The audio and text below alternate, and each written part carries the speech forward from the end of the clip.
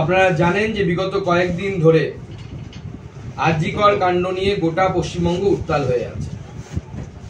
আমাদের ঘরের মেয়ের সাথে যে অমানসিক অত্যাচার হয়েছে তার প্রতিবাদ বাংলার প্রতিটি ঘর থেকে হচ্ছে, বাংলার প্রতিটি স্তরে হচ্ছে, মানুষ প্রত্যেকটি স্তরে এর প্রতিবাদ।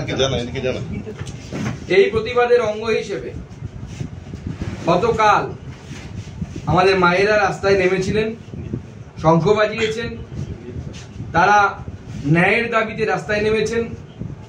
ডাক্তাররা যারা আরজিকরের ইন্টার্ন, আরজিকরে যারা আছেন তারা তাদের আন্দোলন চালাচ্ছিলেন।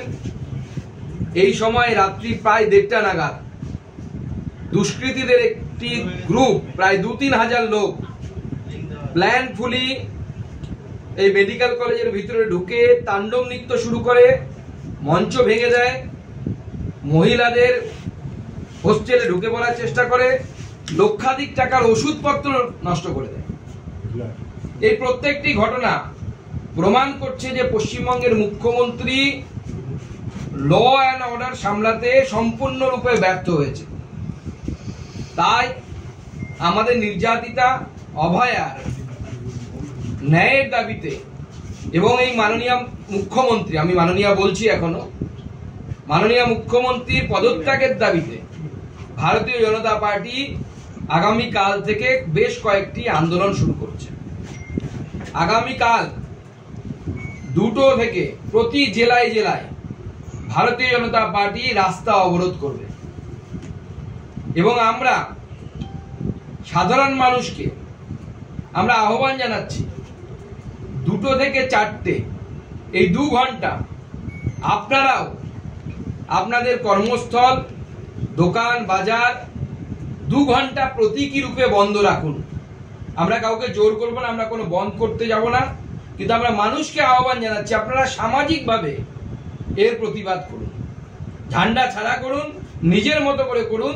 2টো থেকে 4টে এই 2 ঘন্টা আপনাদের ব্যবসা, দোকান, যেখানে যারা চাকরি করেন তারা পেন ডাউন করুন, সামাজিক কর্মবিরতি পালন করুন, সেই মেয়ের, আমাদের ঘরের মেয়ের ন্যায় তথা জাস্টিসের দাবিতে।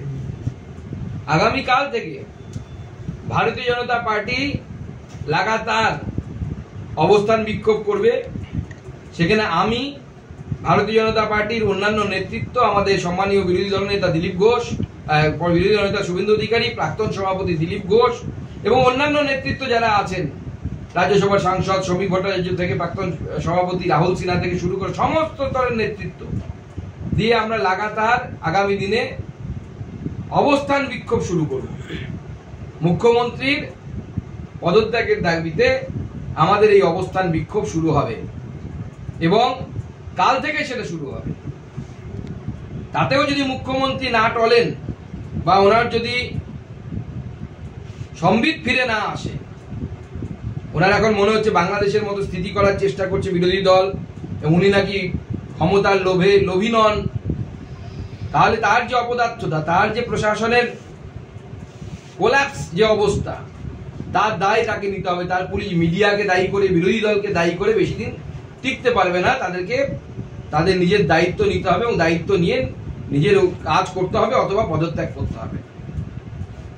এছাড়াও আগামীকাল সন্ধ্যেবেলায় আমাদের মহিলা মোর্চা সর্বভারতীয় সভানেত্রী ভারতী আক্কা বা ভারতী দিদি তিনি আসছেন। তার নেতৃত্বে আমাদের মহিলা মোর্চা হাজরা মোড় থেকে মুখ্যমন্ত্রীর বাড়ি পর্যন্ত মিছিল করবে, মোমবাতি এবং মশাল মিছিল করবে। কালকেই হবে এটা, বিকেল 4টে থেকে আমরা মুখ্যমন্ত্রীর বাড়ির অভিমুখে আমাদের মহিলা মোর্চা করবে, মহিলারা করবে এবং যথারীতি অবস্থান চলবে। মুখ্যমন্ত্রী যদি এতেও তিনি সম্বিত ফিরে না পান, আগামী দিনে প্রয়োজনে আমরা স্বাস্থ্য ভবনের ঘেরাও করব।